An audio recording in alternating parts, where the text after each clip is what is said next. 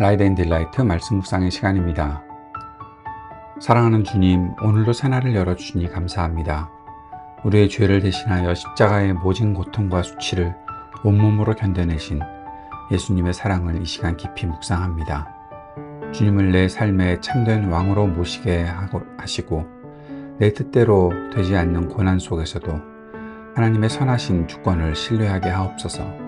무엇보다 십자가에서 보여주신 그 사랑으로 내 곁에 있는 지체들의 아픔을 돌아보며 품어주는 영적 가족의 삶을 살게 하여 주옵소서. 예수님 이름으로 기도드립니다. 아멘.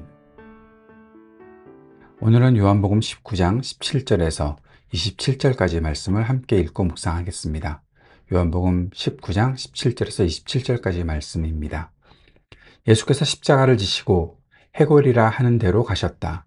그곳은 히브리 말로 골고다라고 하였다. 거기서 그들은 예수를 십자가에 못 박았다. 그리고 다른 두 사람도 예수와 함께 십자가에 달아서 예수를 가운데로 하고 좌우에 세웠다. 빌라도는 또한 명패도 써서 십자가에 붙였다. 그 명패에는 유대인의 왕 나사렛 사람 예수라고 썼다. 예수께서 십자가에 달리신 곳은 도성에서 가까우므로 많은 유대 사람이 이 명패를 읽었다. 그것은 히브리 말과 로마 말과 그리스 말로 적혀 있었다. 유대 사람들의 대제사장들이 빌라도에게 말하기를 유대인의 왕이라고 쓰지 말고 자칭 유대인의 왕이라고 쓰십시오 하였으나 빌라도는 나는 쓸 것을 썼다 하고 대답하였다. 병정들이 예수를 십자가에 못 박은 뒤에 그의 옷을 가져다가 네 몫으로 나누어서 한 사람이 한 몫씩 차지하였다. 그리고 속옷은 이음새 없이 위에서 아래까지 통째로 짠 것이므로 그들은 서로 말하기를 이것은 찢지 말고 누가 차지할지 제비를 뽑자 하였다. 이는 그들이 나의 겉옷을 서로 나누어 가지고 나의 속옷을 놓고서는 제비를 뽑았다 하는 성경 말씀이 이루어지게 하려는 것이었다. 그러므로 병정들이 이런 일을 하였다. 그런데 예수의 십자가 곁에는 예수의 어머니와 이모와 글로바의 아내 마리아와 막달라 사람 마리아가 서 있었다. 예수께서는 자기 어머니와 그 곁에 서 있는 사랑하는 제자를 보시고 어머니에게 어머니, 이 사람이 어머니의 아들입니다 하고 말씀하시고 그 다음에는 제자에게 자, 이분이 내 어머니시다 하고 말씀하셨다. 그때부터 그 제자는 그를 자기 집으로 모셨다. 본문은 우리를 기독교 신앙의 가장 깊고 엄숙한 자리, 바로 골고다 언덕으로 인도합니다. 예수께서 자기의 십자가를 지시고 해골이라 하는 곳에 나가셨다. 밤새 이어진 신문이 있었고 채찍질로 찢겨진 예수님의 그 몸, 머리에는 가시관이 박혀 있고 예수님은 이미 한계에 다다른 육신을 이끌고 무거운 나무 십자가를 직접 지셨습니다. 그 길은 고독하고 처절한 죽음의 길이었습니다. 우리의 마음을 고요히 하고 십자가에 매달리신 예수님을 깊이 바라보기를 원합니다. 그 끔찍한 사형틀 위에서 주님은 우리에게 어떤 메시지를 던지십니까? 본문을 통해 세 가지 묵상과 삶의 적용을 나누고자 합니다. 첫 번째 묵상은 온 세상의 왕이신 예수님입니다. 예수님이 십자가에 못 박히셨을 때 빌라도가 그 위에 패를 써서 붙였지요. 거기에 히브리어와 로마어와 헬라어로 나사렛 예수 유대인의 왕이라고 적혀 있었다는 거죠.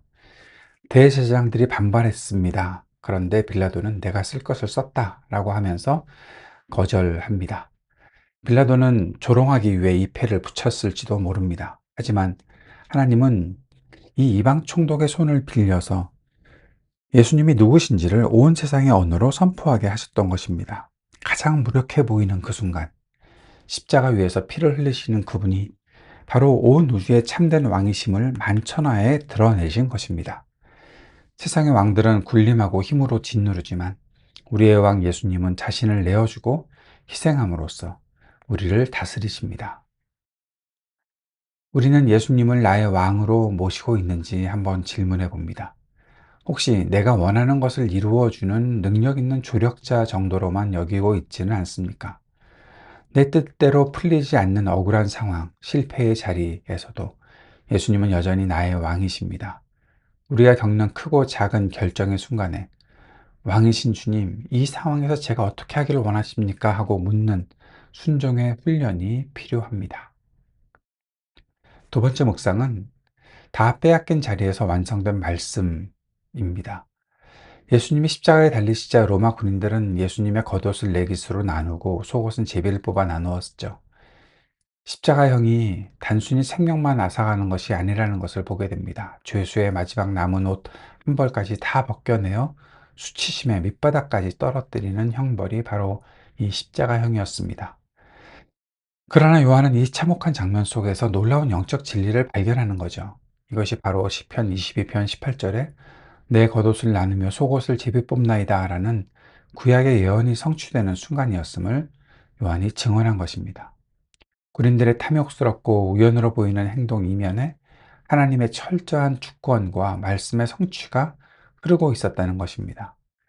예수님은 우리의 죄악을 가려주기 위해 자신의 모든 것을 발가벗기우고 빼앗기셨습니다. 우리는 때로 예수님처럼 내가 가진 것을 억울하게 빼앗기고 자존심이 철저히 짓밟혀 수치스러운 순간을 마주할 때가 있습니다. 하나님이 나를 버리셨나 하는 생각이 들 정도로 절망스러울 때 이 말씀을 기억합시다. 인간의 악의와 혼란 속에서도 하나님의 말씀과 섭리는 한치의 오차 없이 이루어지고 있다는 것입니다. 지금 당장 잃어버린 것들 때문에 낙심했다면 우리의 수치를 대신 담당하시고 우리에게 의의 겉옷을 입혀주신 십자가의 주님을 바라보며 다시 일어설 수 있기를 바랍니다. 세 번째 묵상하는 것은 십자가에서 태어난 새로운 가족입니다. 십자가 아래에 예수님의 어머니 마리아와 이모와 막달라 마리아 그리고 또 사랑하시는 제자 요한이 서 있었다고 기록하고 있죠. 숨을 들이쉬는 것조차 칼이 찔리는 듯한 고통 속에서 예수님의 시선은 홀로 남겨질 어머니 마리아를 향합니다. 그리고 이렇게 말씀하시죠. 여자여 보소서 아들입니다. 그리고 요한에게 너의 어머니다. 이 장면은 단순히 효심 깊은 아들의 마지막 인사를 넘어서고 있지 않습니까? 혈연을 넘어서 십자가의 보혈과 사랑으로 맺어지는 새로운 영적 가족, 즉 교회의 탄생을 선언하시는 위대한 순간이라 볼 수도 있습니다. 극심한 고통 속에서도 예수님은 자신의 아픔에 매몰되지 않으시고 남겨진 이들의 아픔을 돌보셨습니다. 십자가의 사랑이 타인과 타인을 연결하여 어머니와 아들이라는 새로운 공동체로 묶어낸 것입니다. 우리는 나의 상처와 내 가족의 문제에만 갇혀 있는 것 같습니다. 십자가의 은혜를 아는 우리는 시선을 넓혀야 하지 않겠습니까? 우리 공동체 안에 영적으로 외롭고 육신이 병들어 고립된 사람들이 있죠. 주변에 소외된 지체 한 명에게 먼저 연락하고 기도하며 위로의 손길을 내밀어 봅시다. 그것이 십자가 아래에서 예수님이 맺어주신 영적 가족을 책임을 다하는 구체적인 삶의 예배가 되지 않겠습니까? 골고다의 십자가는 2000년 전의 비극적인 사건으로 끝나지 않습니다. 나의 교만을 죽이고 나의 수치를 덮으며 나를 새로운 사랑의 공동체로 부르시는 생생한 하나님의 능력입니다. 유대인의 참된 왕이신 주님, 우리를 위해 모든 것을 내어주신 주님, 십자가의 핏값으로 우리를 한 가족 되게 하신 그 은혜를 가슴 깊이 새기며 살아갈 수 있기를 기도합니다. 주님께서 가르쳐 주신 기도 함께 드리겠습니다. 하늘에 계신 우리 아버지, 아버지의 이름을 거룩하게 하시며 아버지의 나라가 오게 하시며 아버지의 뜻이 하늘에서와 같이 땅에서도 이루어지게 하소서.